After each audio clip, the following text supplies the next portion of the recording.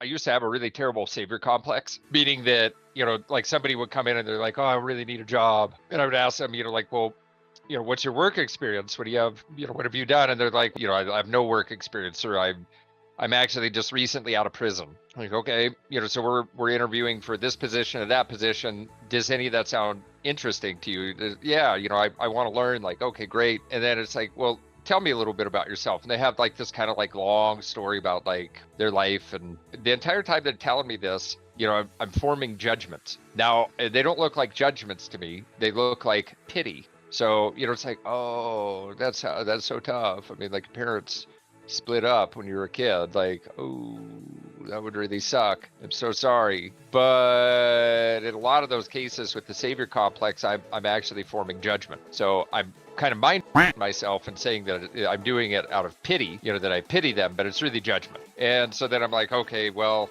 gosh, I really want to help this person have an amazing life. So I'm going to step in and I'm like, all right, I'm going to give you a job. It's going to be great.